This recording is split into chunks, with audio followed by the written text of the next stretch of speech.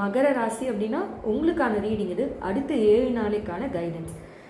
வாழ்க்கையே ஒரு புதிராக இருக்குது, என்ன பண்ணுறதுனே தெரியல. ஒரு பக்கம் ரொம்ப ஐடியலிசம் அப்படின்னும் போது ஒரு வேல்யூ ஓரியன்டாக போகுது. இப்படி தான் இருக்கணும், எனக்குன்னு ஒரு ரெஸ்பெக்ட் இருக்குது, சுயமரியாதை இருக்குது, நான் இப்படி தான் இருக்கணும். இன்னொரு பக்கம் அப்போ என்னோடய லைஃபு, என்னோடய வாழ்க்கை என்னதுக்காருது, நான் மற்றவங்களுக்காக இவ்வளோ சாக்ரிஃபைஸ் பண்ணுறேனே, என்னை பார்த்து யார் யோசிக்கிறா அப்படிங்கிற ஒரு கவலையும் இருக்குது. ஸோ இது ரெண்டுத்துக்கான பேலன்ஸ் தான் இந்த 7 நாளில் நீங்கள் யோசிக்க வேண்டியது.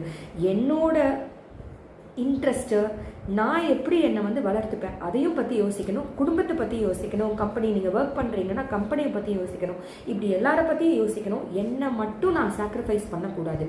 இது உங்களுக்கு ஆணித்தரமாக, ஏன்னா சின்ன வயசில் உங்களை அவ்வளோ ரெஸ்பான்சிபிளாக சொல்லி என்ன பண்ணியிருப்பாங்க, நீ எப்போவுமே மற்றவங்களுக்காக வாழற அப்படின்னு சொல்லி நம்மளுக்கு என்ன ஆகும், இன்டர்னலைஸ் ஆகிருக்கும். ஆமாம், நான் மற்றவங்களுக்காக தான் வாழறேன், அதுதான் என்னோட ஸ்பெஷாலிட்டி போல இருக்குது. இல்லை, இப்போ இந்த சமயத்தில் நீங்கள் எல்லாரை பற்றியும் யோசிக்கணும்,